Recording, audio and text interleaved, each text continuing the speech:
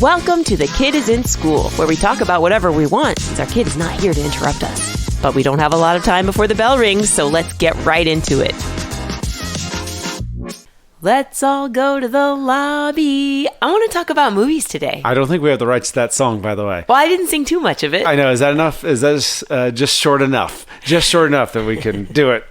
The funny thing is I used to sing Let's All Go to the Movies to that tune, so I never really knew the words until I looked it up recently. But All I know is that when you sing that song or I hear that song, I just think of like a dancing hot dog and popcorn. One that's taking like a little strut to Yes. the lobby. Yeah, and I am a huge fan of movie snacks. In fact, I will make a meal out of the movie options, even though it's not a meal I would pick for myself in my house.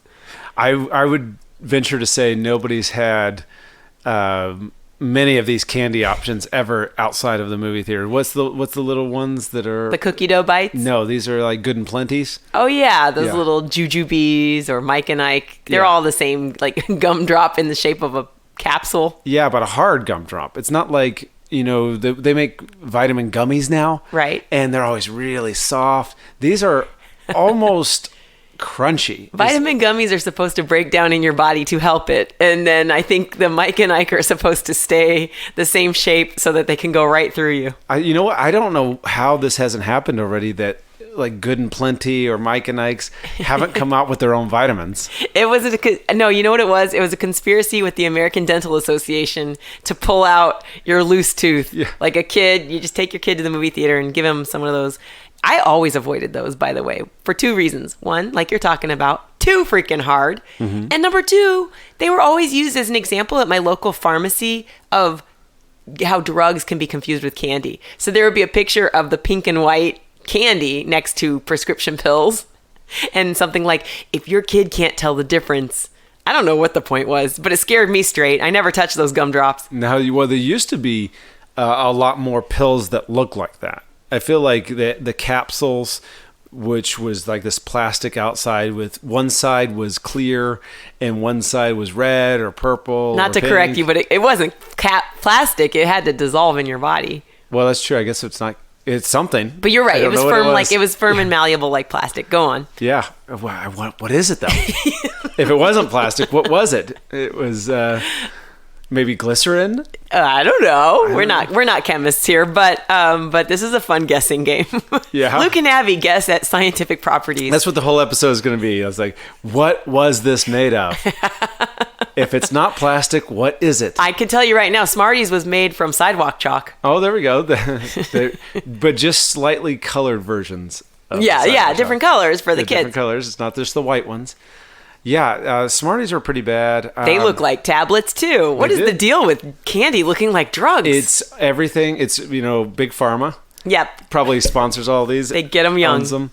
So what were your favorite movie snacks? I didn't tell you mine. Mine weren't candy, but go on. Well, mine would have been candy. Junior Mints were number one probably on those. And I pretty much only had it there. Occasionally, I would have it somewhere else, but probably on a movie night because Blockbuster used to, when you would go rent movies, rent the DVD, they had movie snacks at the checkout counter. So you could get the things that you normally would get at a movie theater there. Do you remember if the price of the candy was the same as the grocery store? Because I always felt like I was saving more by getting candy in a different location than either a movie theater or a Blockbuster. Well, I don't know that I ever saw some of these candies at the grocery store, but I do know there's some candies that we would get ahead of time, and it was all called sneaking it in. Yeah, of course. Like, but get your big pockets. I know, like we're some Pablo Escobar just sneaking this in, and it would be stuff like M&Ms, stuff that I know you can get at any CVS or a grocery store. Mm-hmm. I don't remember things like Junior Mints or Mike and Ike's. I mean, I never got Mike and Ike's. Well, M&Ms were in a paper pouch at the drugstore, and they were in a box at the movie theater. So you really wanted the sound of the clanking inside the box. I liked Raisinets. Did you do those? Raisinets were good, yeah. What was it was a chocolate-covered peanut called Goober? Is that right? Oh, there is something called Goober, but I'm not sure if that's what it was. I didn't like those. Anyway, maybe in my adulthood, I got into pretzel nuggets dipped in cheese. So I wanted nacho cheese on there's chicken nugget option. There's like pepperoni pizza bite option sometimes. So like anything you can microwave or find at a gas station, that's what I want for my movie. That is pretty gross. Like what? Well, because I don't even think that was something that would enter my consciousness about movie theater food, because that came along later. Like I guess I go back to childhood, which is popcorn and candy, right? And then the pretzels and hot dogs and those type of things seemed to come along maybe when I was in junior high or high school. Yeah, you were still a kid in junior high. Yeah, so I remember when chocolate covered cookie dough bites came out, and that was just too extravagant. Yeah. I felt like a gourmand if I got those. A gourmand. First of all, I have no idea what that is. I don't know either. I know. I think I'm using it right, though. It sounds like, in some languages, there's the feminine and the masculine. Uh-huh. It sounds like the masculine of gourmet. Oh, boy. Yeah. Back to your Duolingo on YouTube. Yes. Let Luke teach you what he thinks he knows about language. I'm teaching you about plastics, chemistry, and language. The masculine and feminine of two unrelated words. Yeah. Gourmand. Is it gourmand or is there a D at the end? There's a D at the end, but I don't know if you're supposed to pronounce it. I have no idea if that's what language we're talking about. I wish here. Pepe Le Pew had taught us better as kids. So anywho. I think he taught us too much as kids. Let's talk about movies that scared us as a kid. Okay. There's one, I didn't actually see this one in the theater, but it came out at the time I would have gone to the movies. It was called Return to Oz, and it was supposed to be some kind of, sequel to The Wizard of Oz, but it didn't star, obviously, Judy Garland. No, isn't that one girl from The Waterboy? Oh, she might be in that, yes. I know her from Practical Magic, I think. Yeah, I always confuse Practical Magic and The Heathers. But anyway, this actress, Fairuza Balk. Yeah, we're connect. I always think Veruca Salt. Veruca Salt she looks a lot like Fairuza Balk anyway. They look like Highlanders if you look at them side by side. But Veruca Salt was a character from the Willy Wonka movie, and this is an actual actress's name who's in this scary movie. But anyway, you should do the side by side. I'll show it to you before I put it on Instagram. There were characters called the Wheelies. It was kind of this nightmare trope or nightmare style movie. Did you see it as a kid? I've never seen it. No. Okay. Well, I'm not going to do it justice by describing it because once I saw it as a kid, I avoided it the rest of my life. I'm aware of the movie because I've seen images of it or like a little brief trailer or something like that, but I've never watched the movie. Mm-hmm. And I also think you're too young for that movie. I feel like that came out in 1980 or late 70s, early. Oh, really? 80s. Yeah, it wasn't like a 1990 or anything. Well, like that. if you had the Disney Channel as a kid, and I was privileged enough to have it, things like that would come, whenever they came. That's true. I actually saw that any scary movie I saw as a kid would have been on television. I wasn't allowed to go to the movies like that and see scary movies. I mean, I had to sneak into a Sinbad movie, so I definitely was not allowed to see scary movies. But there was a couple that came on, and both of them were at my grandma's house, my mom's mom, who was kind of a mean lady anyway, and it was never a super fun experience at her house. And She's a scary movie in and of herself. She was. And also, she had a TV that she put on whatever station she put on, mm-hmm. and she would get upset with me if I changed it, even if she wasn't in the room. She would be not in the room at all for hours, but if I changed the channel, you're not supposed to be doing that. So there was a movie that came on, and she lived in Illinois, so it was WGN, which is out of Chicago, and they had the World Grandma Network. The World Grandma Network. She had it on there, and it was I think it was called Dreamscape, which is also a movie that's early 80s, mm-hmm. but was coming on television, and it's Dennis Quaid's in it, and he goes in. I was so young, I don't know the actual plot, and I've never watched it since.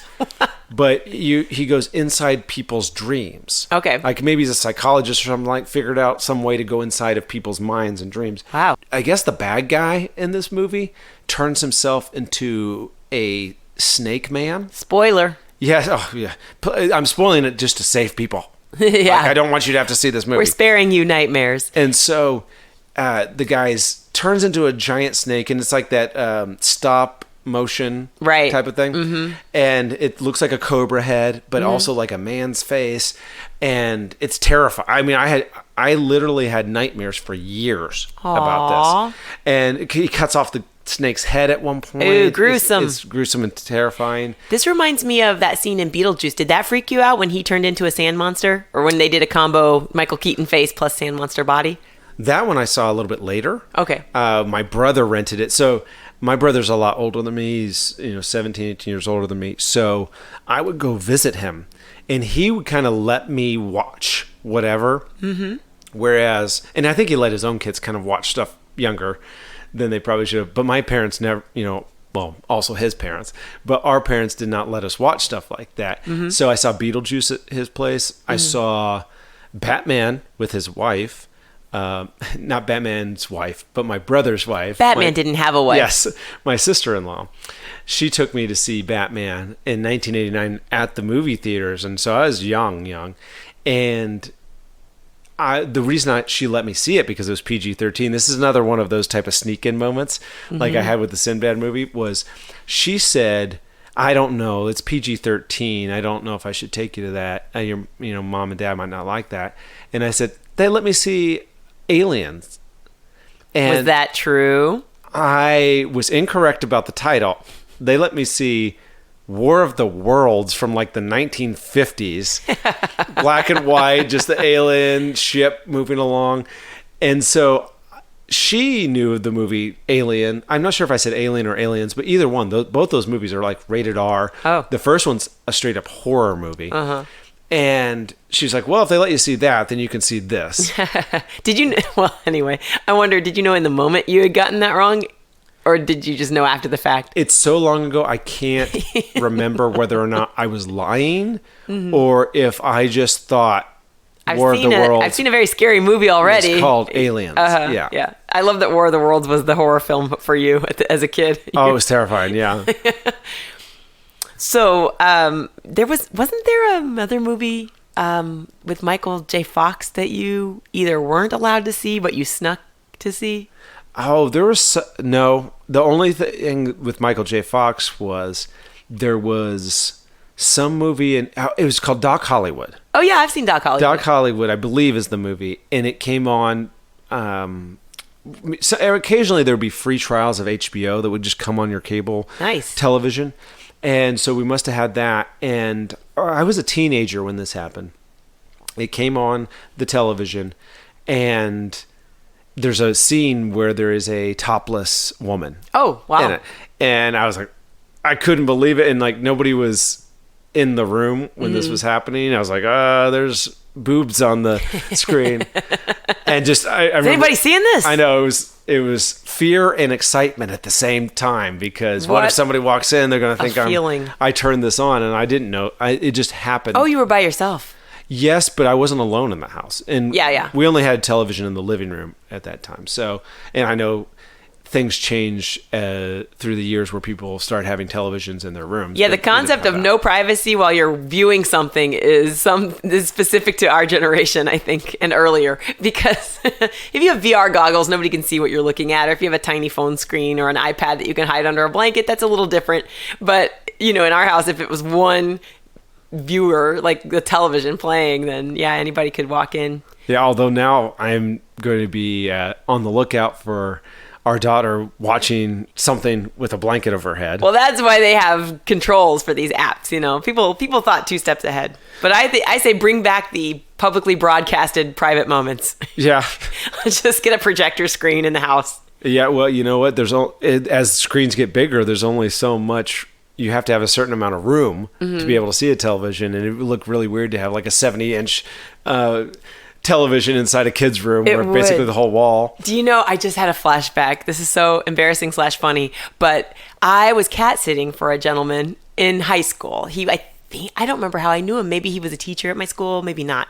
But I was just taking care of his cat while he was on vacation, and I discovered, I think I was in college now that I think about it. It was last summer. It was yesterday. No. The reason I know that it was in college was because he had these large circular technology called Betamax discs. Do you know those?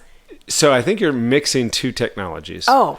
So there is laser discs, which they're about the size of a record, but they look like a CD. Yeah, that's what I'm thinking of. And Betamax was a VHS competitor, which we had Betamax when I was a kid. Okay. Instead of VHS. It took a long time before we got VHS. And that would have been an earlier 80s. Now, both of them are actually 80s technology, so you could have been much younger than college. I wasn't. I know, because nobody would let me in the 1980s take care of their cat. So I was, if it's late teens or a young adult. But I found Laserdiscs in his house, and I was watching them because I could stay as long as I liked to keep the cat company. And some were movies, but one was they call it soft. One was a gentle adult film. Okay. A gentle. I think it's, this podcast is for general audiences, so I'm not going to go into detail, but truly there were no details. I remember, saxophone music and, fully dressed people, but. That's the part you remember. And then everything gets dark. You just remember seeing stars. It was certainly supposed to be sensual, and I think it was supposed to put a couple in the mood, but it did not feature anything graphic. Okay. But I was curious, so I was like, how dirty does this get? It didn't get that dirty. But when you're actually just saw a Kenny G video that he had on Laserdisc. That's probably it. But the fear that I felt, because this guy, if he had Laserdiscs, he had, I would assume, security cameras. I don't know for sure, but I just felt like there was a lot of technology. There was like a security system that you had to push the buttons.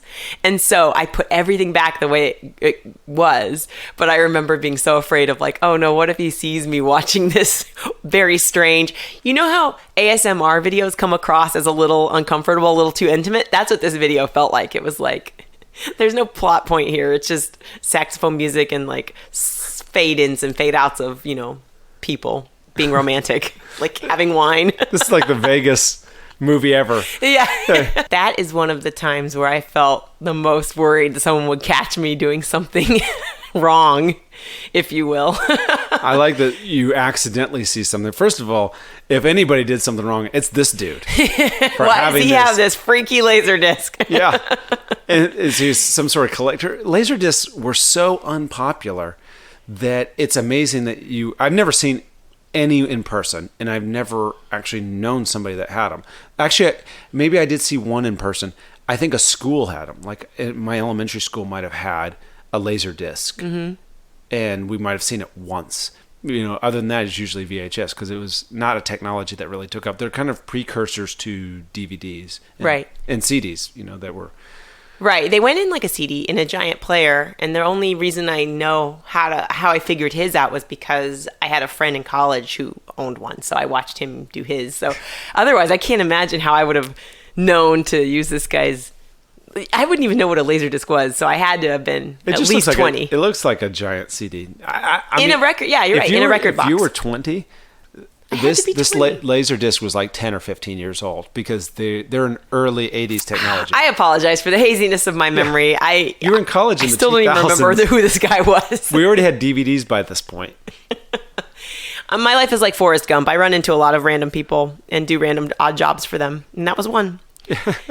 Did you love a certain action hero as a kid? Oh, yeah. Well, as a kid is a little bit different than when I got older because as a kid, like Batman, seeing that was a big deal movie. And Batman I loved that character. I liked Ninja Turtles. So as a kid, the action... Your heroes were fictional characters. They were fictional characters or Superman or whatever. So they weren't a particular actor that you were going to see. Yes, Michael Keaton played Batman, but we were going to see Batman. We didn't care about seeing Bruce Wayne. That's hilarious. I only liked it because of Michael Keaton. Well, he was Mr. Mom. He was Beetlejuice. It was Michael Keaton. You see, I would say, first of all, Mr. Mom is very obscure compared, especially now. I think it's only available on Laserdisc. It's awesome. And so, but Beetlejuice, again, that's a character where he is buried beneath makeup, and you don't think this is Michael Keaton. Well, we watched movies differently. Apparently. Because my favorite action hero was Diane Keaton. You like Michael Keaton. I liked her in Baby Boom. Luke does not like my 1980s references, but excuse me, that is when we either paid for or borrowed HBO. So we got a lot of movies from the 80s. We got Batteries Not Included. What were the other ones I watched on a loop? Short Circuit 2. So I We remember would Short Circuit and Short Circuit 2. If they came on TV, we would record them so that we could, essentially beat Blockbuster. Well, that's what happened with us is that I don't know how this happened exactly, but we would rent a movie and then we would record the movie off of the rental.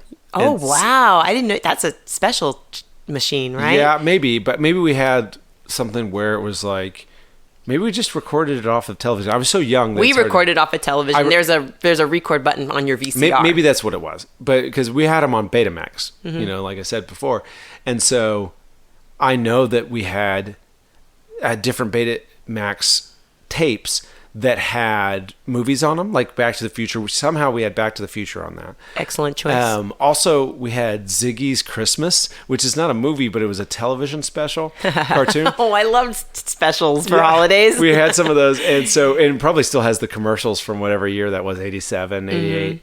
And Ziggy's Christmas special, probably it's like only available on that one Betamax that we have somewhere in a closet. Because I've never seen it again since. So being an action hero as I got older, Schwarzenegger and Stallone were definitely ones where I was going back and watching movies that I had not seen as a kid, because I remember seeing the commercial for Predator, but there's no way I was going to see a rated R movie if I was lying to see PG-13 movies. I wasn't going to get to see a rated R movie. The buckets you would sweat. Just, you break down at the ticket taker. Look, I'm not of age, okay? Yeah. Don't tell my dad, sir. I'm not 13.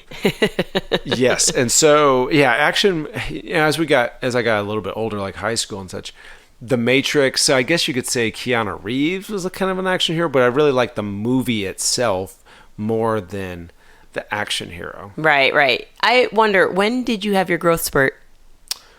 I don't know that I had just one in particular growth spurt, because I know like at 16 I was already 5'11", because that was on my first driver's license. So that's kind of tall. And you weren't pretending to be older at any point in your life? No, never in my life have I tried to pretend to be older. He kept it. Even today. I'm still not. I'm a Hollywood 29. He refuses to age. Him and Dick Clark, who's now the world's deadest teenager. The deadest teenager? Isn't that his nickname? I'm the world's oldest. Oh no, the world's youngest teenager. No, his catchphrase was he's the world's oldest teenager, right? Because he's young at heart.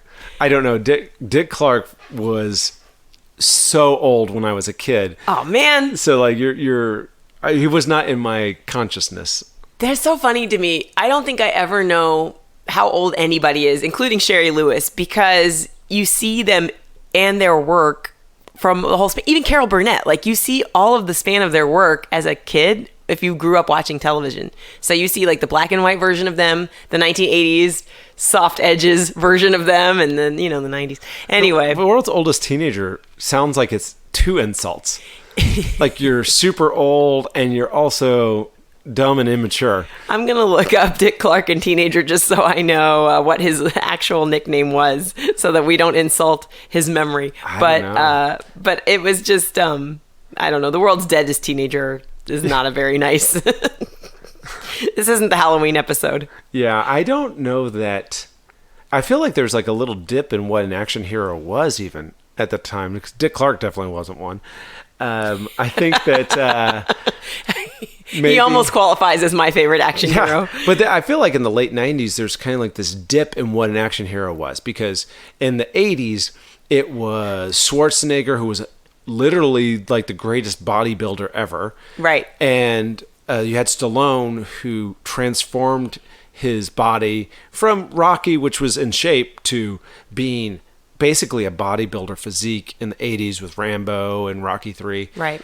And late 90s, we've got Keanu Reeves, we've got Nick Cage is in like The Rock. Also, Sean Connery makes this comeback as an action hero where he's in his 60s maybe at that time, where he was in The Rock. But does Indiana Jones and the Last Crusade count as action hero? Yeah, he was. Harrison Ford does all the action. Well, Harrison Ford was one of... I guess Harrison Ford would maybe be that action hero that's kind of in that time frame and kind of spanning through the 90s that wasn't jacked. Right. And Well, I haven't heard you say Bruce Willis yet, but that was like my prototype for an action hero. yeah, Bruce Willis, I mean, I feel like he was, but he also was just in Die Hard. I don't feel like there was a lot of, I guess he was in like, There were 18 diehards. there was, but like, you know, I guess that's like calling Vin Diesel an action hero. well, which, by the way, he would call himself that, I think. I think that if he heard you laughing at the very idea that he's an action hero. I don't know what I categorize him as. I just don't think the action is the car. The cars are doing the movement. You're just sitting in it. I mean, he was in like, whatever, the movie Pitch Black and different stuff. So he was, but Vin Diesel was somebody who was at least more muscular. You know? Harrison Ford was not. You're right. I think I like the non-strapping action hero, or maybe just the leading man. You have to have a ton of charisma on the big screen for me. Yeah. Will Smith, You like Jimmy an action hero Stewart. with a sweater, turtleneck here? Cary Grant wearing a three-piece suit. It was always fun to see those Hitchcock movies where the guys would not have all the layers of clothing on, and you'd see how out of shape they were, and just like that was acceptable back then. Well, it isn't. There was a moment in my life where Hitchcock movies, I loved watching Hitchcock movies. And so I would watch Rear Window, Vertigo. And in one of those, you see Jimmy Stewart, who has got to be in his 50s by the time he's doing Hitchcock movies, where it's like, oh, he's kind of just a scrawny, skinny man, and he's not well built. It was the body positivity we're striving for today. It was just, you know how there's an Instagram trend right now. This is me Photoshop, but this is me without Photoshop. And that's what he was doing back then. You know what? He looks like the Photoshop version of Steve Rogers, a.k.a. Captain America. In the very first Captain America movie, they actually CGI'd a scrawny body for Chris Evans. Wow. That's what Jimmy Stewart looks like. The standards have changed, I must say. You have to have... He had to get computer what is it called? Computer generated, yeah. Enhancement just to look like an average person / scrawny old man. Yes, well, they've flipped it. Well, also, I don't think that Cary Grant or any of these old actors were going through and taking steroids and human growth hormone to be an action hero. By the way, I'm thinking of Benjamin Button and how close it looked like Gollum in my mind. You know, like CGI has come a long way. Every time we go backwards in time to see its introductory versions, it's always very laughable. Yeah, CGI is a weird thing too, because there are some that looks very good, but a lot of times it just looks like a cartoon.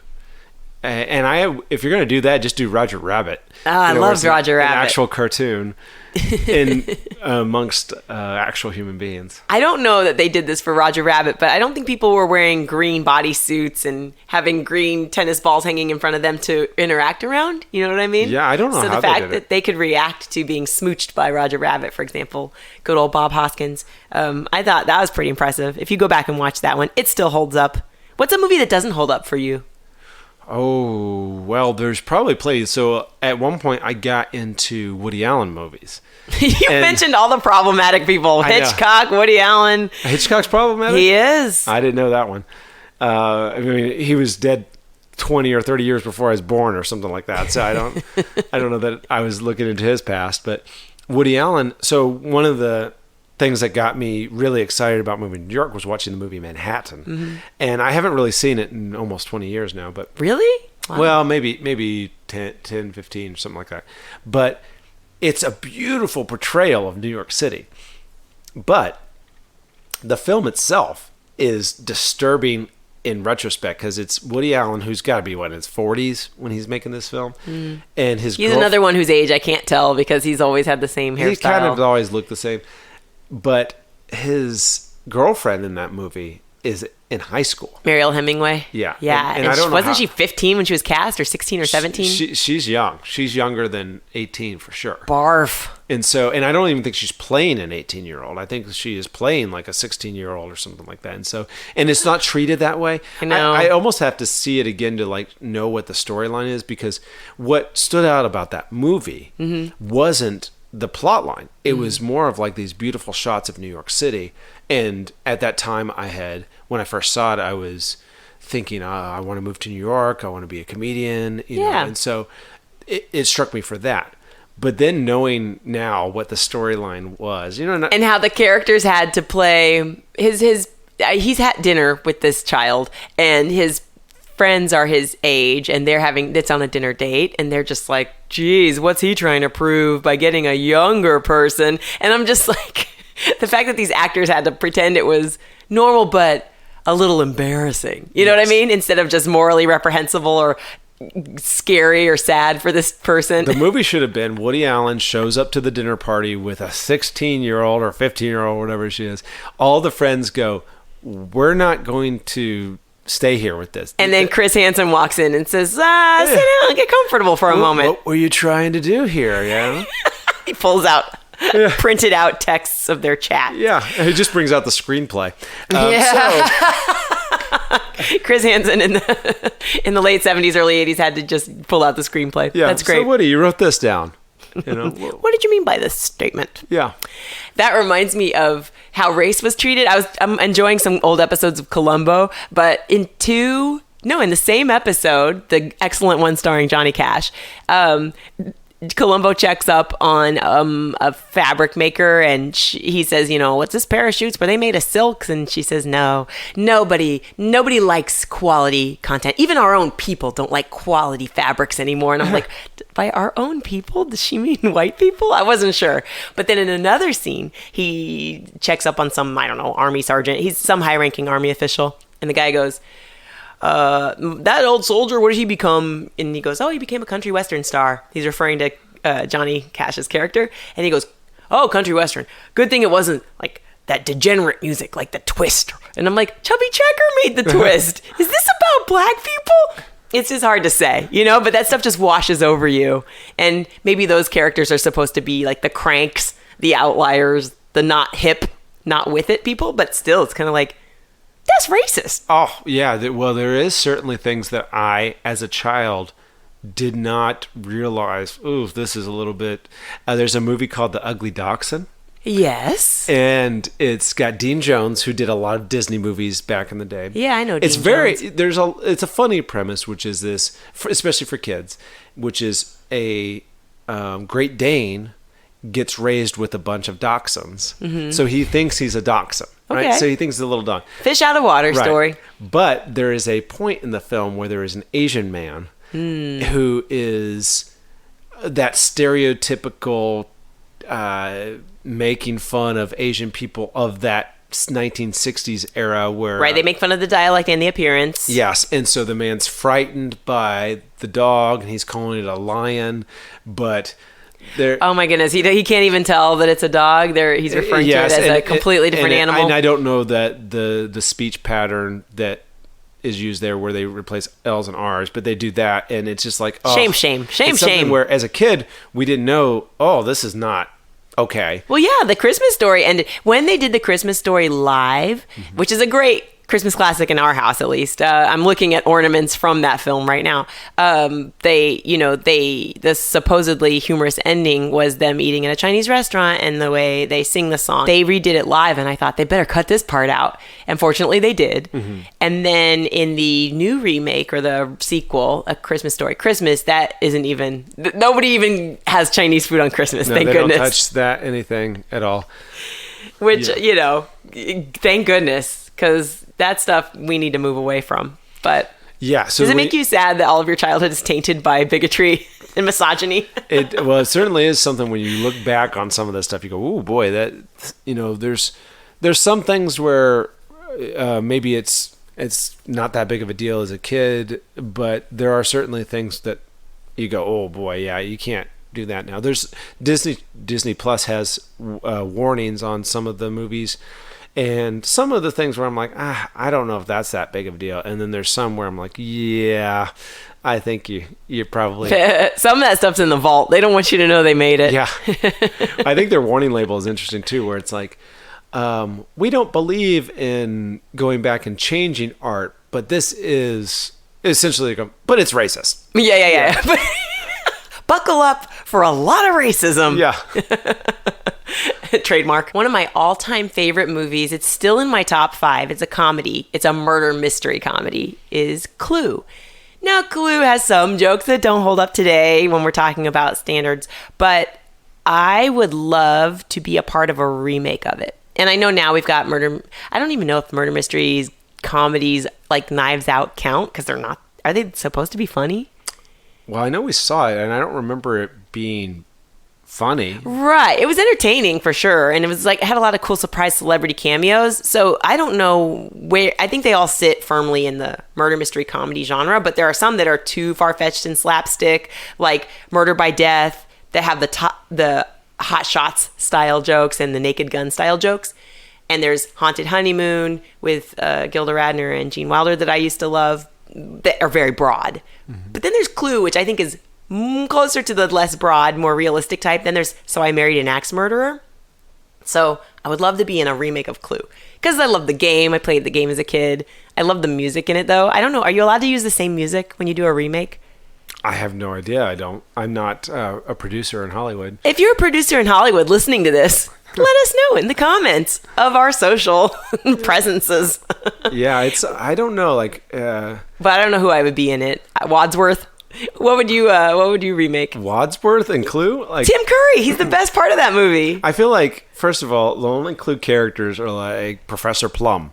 And so like the fact that you pulled out a Wadsworth, I'm like, I don't remember that in the game. That's what made, no, it wasn't part of the game. That's what made the movie interesting because they definitely did a great homage to the game, a lot of game references, but they they made it a fun, modern for the era film. And yeah, I mean, Christopher Lloyd was Professor Plum. There's a lot of great stars. Michael, not Keegan Michael Key. Not Michael Keaton.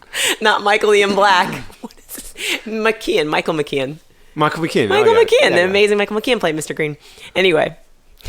So, well, at least we got the right Michael. I should have had coffee today. Thanks for joining us today. If you had a great time, let us know on social. Follow Kid is in School on Twitter and The Kid is in School on Instagram. Subscribe so you don't miss our next episode. Be sure to throw us one of those 5-star ratings and share with your friends. Oh, and do it quickly before the kid gets home.